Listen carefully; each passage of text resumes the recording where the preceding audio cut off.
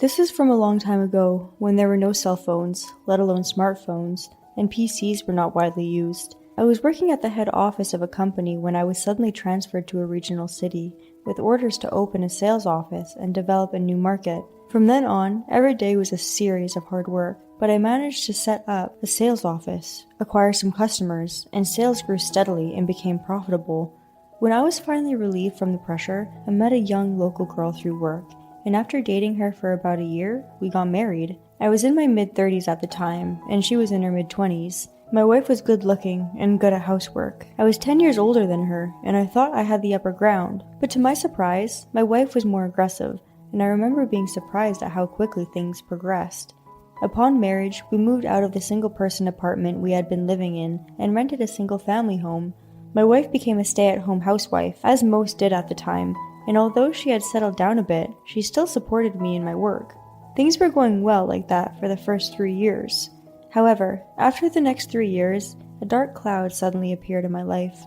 One morning, I arrived at the office as usual, picked up the newspaper and other mail from the post box by the entrance, and went inside. I looked at the mail on the desk and found a letter addressed to me in a plain envelope. Feeling a little weird about it, I opened the envelope, which didn't have an office address, nor a sender, and felt quite troubled by the content. The contents could be summed up simply like this: your wife often brings a young guy into your home during the day when you are not there. Naturally, I was appalled. But then, I thought back on it. I realized that I had indeed been a bit concerned about it. There were some small things in the bedroom that had been misplaced, and there was a subtle odor in the room that smelled like some men's shampoo that I had never used before. It was so trivial that I had forgot about it immediately, but when I was told about it, I felt that I had an idea of what had happened. For a while, I was stunned and in shock, but not completely surprised. I thought about hiring a professional to do a proper investigation, but I could not find a reliable one, probably because of the small population in the provincial city. I was at a loss because the internet was not so common at the time, so I could not find anything in the phone book, and since I had been working since I moved here, I did not have any acquaintances outside of work. I had no choice but to set up a trap for my wife myself, using the times of day the man visited our home that was indicated in the letter as reference. After returning home that day, I promptly told my wife that I was going on a 2-day business trip next week, and spent the rest of the day putting on a normal face so that she would not be aware of my plan. As is often the case with this kind of thing, people would choke on their food or throw up when they ate because they'd feel sick, but I was surprisingly calm. Then came the day of that business trip that I told her about. As usual, I drove out of the house, parked my car in a spot where I could see the house in the distance, and kept an eye on it for a few hours. As time passed by with me sitting in the car, I thought about many things. I wondered if what was written in the letter was true, or if someone was laughing at me while I was killing time like this. Even if the letter was true, I wondered if it would be easy to catch the guy in a day. All kinds of thoughts came to me, and I was getting tired of keeping an eye on them. But I thought to myself, just wait a little more. And about midday, some young man entered my home, and after another 30 minutes, there was no sign of him coming out. I moved my car to the back of the house and quietly entered it through the kitchen door. I slowly called around, but there was no sign of anyone on the first floor. Thinking that someone must be there, I listened carefully and heard a faint voice coming from the second floor. I then walked up the stairs and stood in front of the bedroom on the second floor. When I went up the stairs, I desperately tried not to leave any trace, so at first, I didn't recognize the voice. But the moment I stood in front of the bedroom door, I understood. The voice that I heard from inside, it was my wife's, in the middle of doing that. At that moment, something in my mind violently popped inside my head. I didn't realize it myself, but now I think that somewhere in my mind, I had thought that letter was a lie and that my wife was probably innocent, but it turns out the letter was telling the truth. I immediately felt a rage, or indignation, or some other indescribable emotion that seemed to go beyond that. I took off my jacket, removed my tie, kicked in the bedroom door, and went inside. On the bed, my wife and the young man were frozen in that position. I said, "What the hell are you guys doing?" I shouted loudly and rushed to the side. Even though my wife was being held down on the bed, she said, "No, no, no," or something like that, but her words couldn't reach me because my blood had rushed to my head. I silently grabbed the young man, who looked pale and stiff, lifted him up, dragged him, and pushed him from the top of the stairs. He rolled down the stairs and fell to the first floor, moaning. but after I punched and kicked him several times, he passed out, probably from the pain. I looked down at this guy that I didn't know to make sure he was not moving and returned upstairs to find my wife dressed and ready to run away. I had never raised my voice against my wife before, let alone hit her, so she seemed quite surprised at my attitude this time, and she was very pale.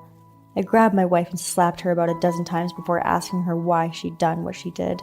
My wife, perhaps horrified, frankly confessed. "You were always working, so I got very lonely. The boy was a local college student, and we met through a chance encounter. We have been dating for about a year. Even though you didn't care about me, I'm sorry for doing this. I will leave the guy soon. Just please don't divorce me." In hindsight, I was clearly crazy at the time, or rather, I think I was temporarily insane. I dragged my wife, who confessed everything, and pushed her down the stairs. Then, I searched the closet, took a cable tie, and tied both their arms and legs tightly together. They had both regained consciousness, but they seemed to have broken something and were unable to move, crying and begging for forgiveness and moaning in pain from time to time. I'm sorry, I'm really sorry. It was just a game. I will change from now on. Please forgive me. I'm sorry, I won't do it again, so please let this slide." They were both so loud that it was getting on my nerves, so I remained silent and took a towel from the bedroom and used it to gag and silence them. They still kept yelling something, but I kept ignoring them. Then, a few hours later, late in the evening, I picked up my wife and the young man, who were rolling around and no longer able to scream, one by one, and shoved them into the trunk of my car. It seemed both of them came to their senses. They put up a fair amount of resistance, so I put them down on the floor, kicked them a few times, and when they were docile, I stowed them away and went for a late-night drive. The house we lived in at the time was in a fairly rural area, so after about a 20-minute drive, we were already in the mountains. After a while on the tourist road, I felt impressed by and drove along a dirt road in the valley for a while. Then, there were the ruins of a huge mine, which were spread out in the mouth of the mountain. I was a bit of a ruins enthusiast, and knowing that there was a huge mine site, I had explored it several times and knew every corner of it.